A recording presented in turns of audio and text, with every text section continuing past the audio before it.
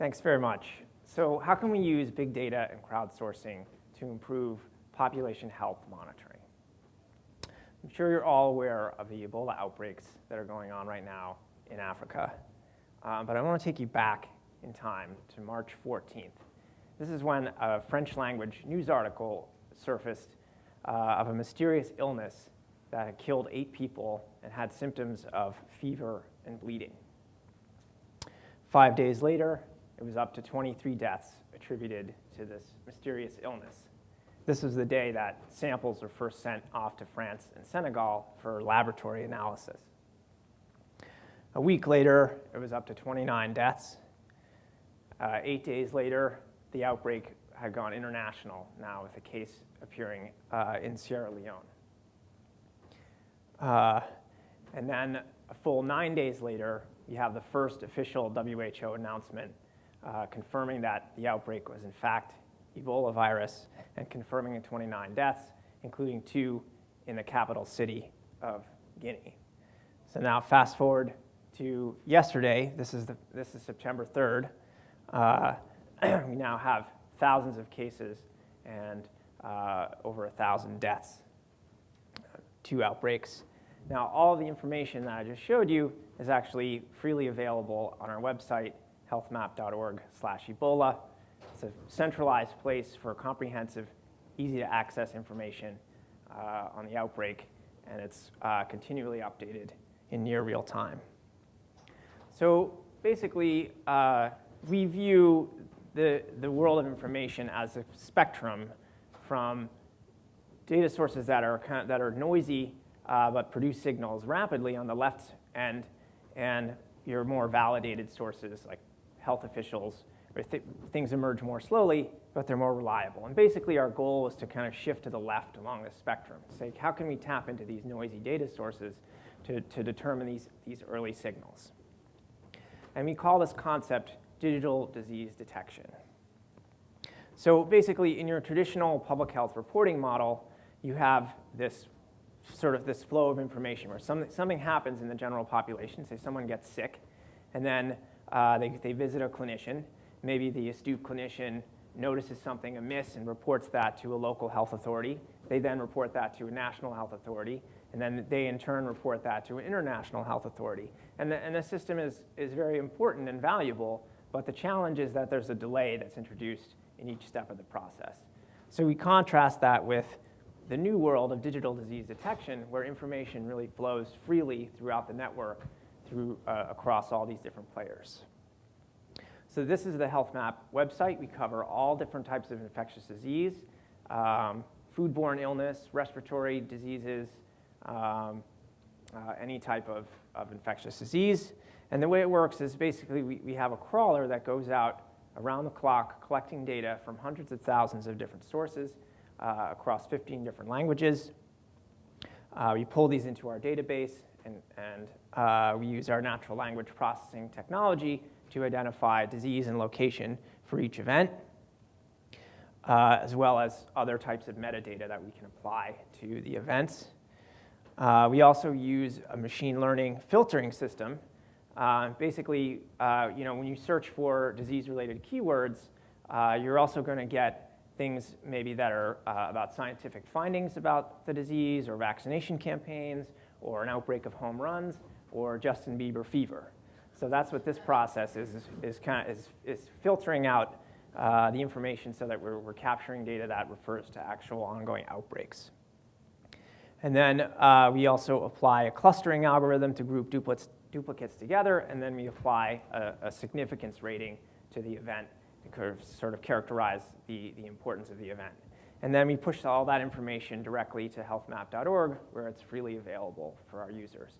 And then another key important part of this process is that we also have a team of multilingual analysts that review the data that refine the characterizations. So the first real test of the system came in 2009 with the emergence of influenza H1N1. And the first signal that we derived for in H1N1 came from a local Spanish language newspaper in Veracruz, Mexico, talking about a mysterious respiratory illness that has affected 2,000 of the 3,000 residents of a small village. Now, of course, H1N1 went on to achieve pandemic status, spread throughout the world. And actually, what's notable about this chart is not the fact that H1N1 spread throughout the world, but that this is generated using solely informal data sources, so news media and other types of publicly available information. Right, so most recently, we've done some work looking at social media data around the H7N9 outbreak that occurred in China last year. And then another aspect that we're incorporating is looking at other data layers that we can integrate with our data. So in this case, we're looking at data around volume of transportation flow around the world, and then superimposing that with MERS coronavirus event data to generate risk maps for where the virus might spread. And then another thing that we're looking at, in addition to actual outbreaks of disease, is, well, what are the drivers of infectious disease? So one key area is people's attitudes and beliefs around vaccines. So vaccines are very important for controlling infectious disease. So we apply the same technology to look at what people are saying about vaccines and whether they have positive or negative views toward them. So we have this map, which is our vaccine sentiment map, and we can create this kind of matrix of by country and by disease as to what people are saying about vaccines. And it doesn't stop here. We've also done projects looking at things like wildlife trade. So you have these exotic animals that are smuggled across borders. They often carry disease. We also looked at the different conflict situations and other factors like that. But there's also a limitation to this text mining approach. You're always going to have gaps in data. And so one of the things that we've done to try to address these gaps is actually to engage directly with users. So this is our crowdsourcing concept that we've also integrated into HealthMap. And our first foray into this area was with the release of our mobile app, which is called Outbreaks Near Me. And what the app does allow you to get up-to-date outbreak information tailored to your location, and then it also allows you to submit a report directly into the system. So if you know of an outbreak that's happening in your area, you can report it directly to HealthMap. And actually, during the H1N1 outbreak, the app was briefly the top free app in the iTunes store, and we've been able to collect reports from all over the world, and we were also able to create basically an indicator value for flu activity based on the aggregate volume of reports coming from people that are using the mobile app, which tracks roughly with the CDC data, which is kind of the traditional method for influenza surveillance in the United States. Most recently, our crowdsourcing project is called Flu Near You, where what we're trying to do with this is address one of the key problems of outbreaks near me, which is the denominator problem. So when you're trying to measure disease and you're relying on people to make spontaneous reports, the problem is that you don't know who's not sick. And with this system, we have people sign up, and then every week they get a very quick survey. Basically says, have you experienced any symptoms over the past week? And if not, you just check off no, and it's very quick. And if you have, then you check off, you had coughing or fever or other types of symptoms like that. And this allows us to create a nationwide map of flu activity just based on people's direct reports into the system. And then also, likewise, allows us to create this indicator value of flu activity for the country, which also tracks pretty well with the traditional influenza tracking systems. And thanks to some media coverage, we've been able to get a lot of engagement with the system. We have well over 100,000 people that are enrolled in this Flu Near You system right now. Another area of expansion for this system is our Go Viral initiative. So what we're actually doing here is taking advantage of the latest advances in point-of-care diagnostic tools. So we recruit people into the system just as we would for Flu Near You. When you sign up, you get a kit in the mail, and then you fill out your survey just in the same way. And then if you're sick, you can use this kit at home to collect a sample, and then you send that into the lab for processing. You have this panel of common respiratory pathogens. And then within 1 to 2 weeks, we can get that result back to you and then populate this map, which creates a map not only of flu symptoms, but also of actual underlying pathogens.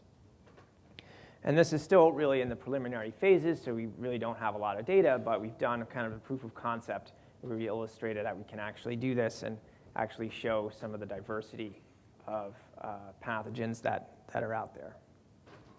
So infectious disease is really kind of the foundation of this work, but we've also expanded into looking at pharmaceutical products.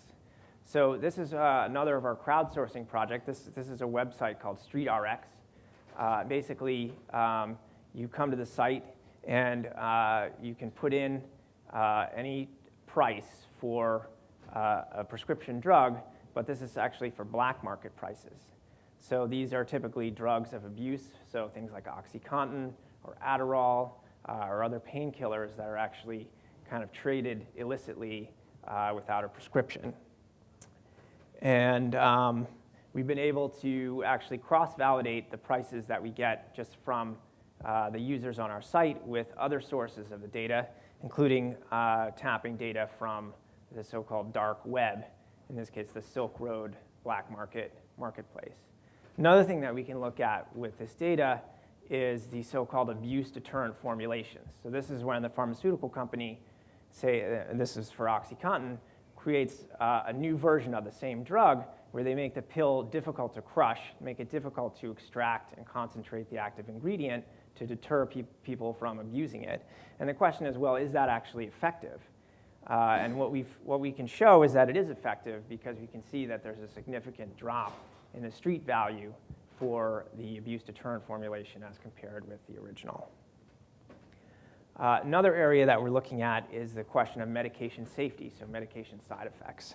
So the modern era of medication safety practice really started with the thalidomide disaster of the late 1950s. So this is a drug that was used to treat nausea, and it was given to pregnant women with the unfortunate side effect of causing these really debilitating birth defects in babies born of these mothers.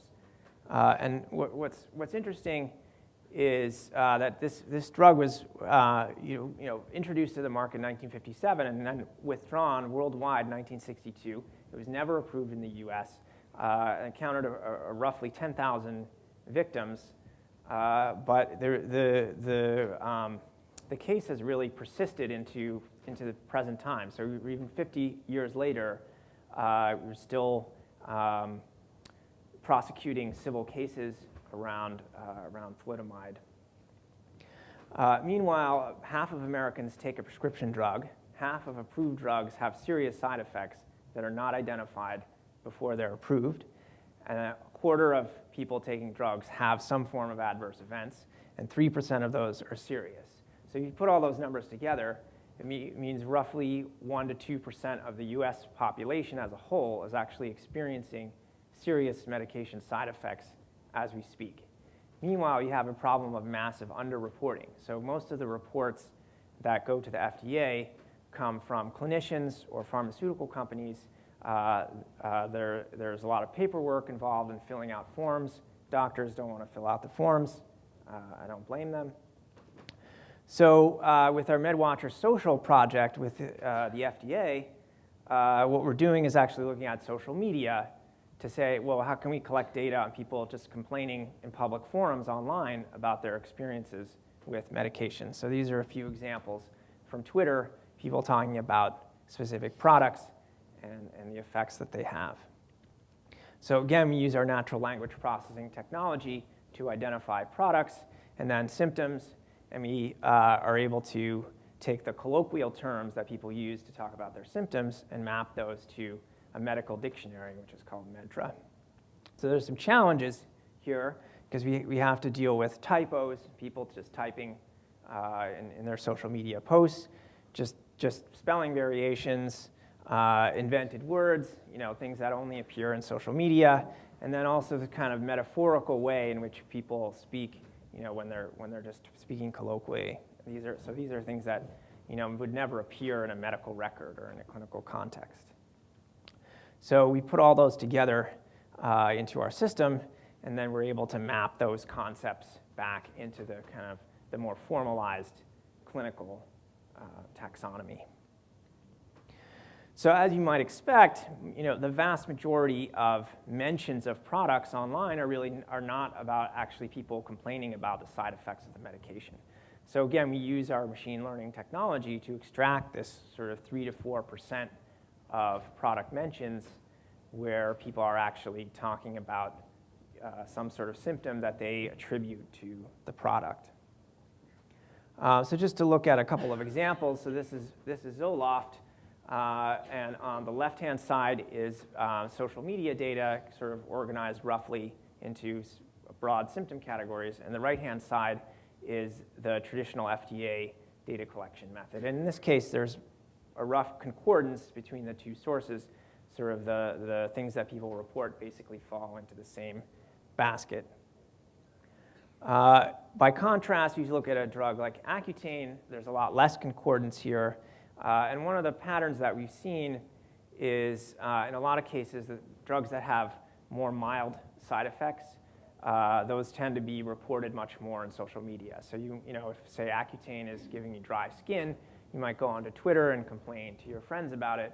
That's not something that a doctor is going to fill out an 8-page form to submit to the FDA to say that you have some dry skin problem from the drug. So that's another interesting factor that we're picking out. Now, in this project, we've also engaged our crowdsourcing concept as well to rather than just passively collecting data from public posts, we want to engage directly with users. So one of the things we can do is use our machine learning to identify these posts, and then we can actually contact the person directly and invite them to submit a more detailed report about exactly what happened with the product. And that would be through our MedWatcher app, which is available at medwatcher.org and on iPhone and Android, which allows you to track up-to-date safety information on your products of interest. And then it also allows you to fill out a very quick and simple form where you can report on your experience with medication. So I'm just going to talk through a couple of examples of data that we've collected through this crowdsourcing system. So this is a report for a cancer drug called Casodex. And a couple of interesting things here. So this is a report from a clinician, a nurse practitioner, but the patient in this case was actually the person's father, so it was not their patient. And what's also interesting is that it's noted that the cause of death officially lists only the cancer. So again, you have this problem of underreporting of these types of side effects. And in this case, this was a liver failure that was attributed to the drug.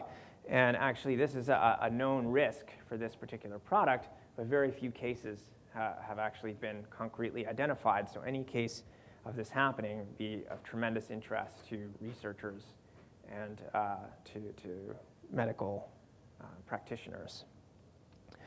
Another product that we've looked at a lot is that this is actually a medical device. So this is permanent implantable birth control. It's these two little metal coils that actually go into the fallopian tubes that block fertilization.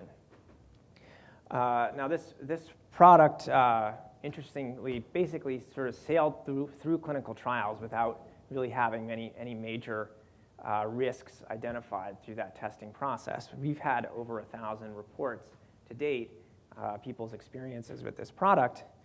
And these are just a couple of examples out of really just a laundry list of kind of very severe symptoms that people have experienced with this. So bleeding, abdominal pain, tingling, mental fog, infections, all kinds of different effects, including, of course, or maybe not of course, but also unwanted pregnancies, despite this being at least rated as a highly effective permanent birth control. And then finally, what we could do with these reports that we collected from users is, again, compare that to what we see in the traditional FDA safety reporting system. So this is taking a sampling from each system And actually, in this case, we did it across 64 symptom categories, so a fairly granular comparison. And we did see high concordance between what people were complaining about through our crowdsourcing system versus the more formalized traditional FDA system.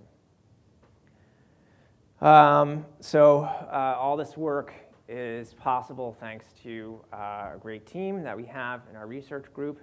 So I want to be sure to thank them. And I'm happy to take any questions. We also have data sets available. If people are interested in working with us, we're happy to share our data. We also have real-time feeds available, depending on what you want to do. I'll take any questions. Thank you.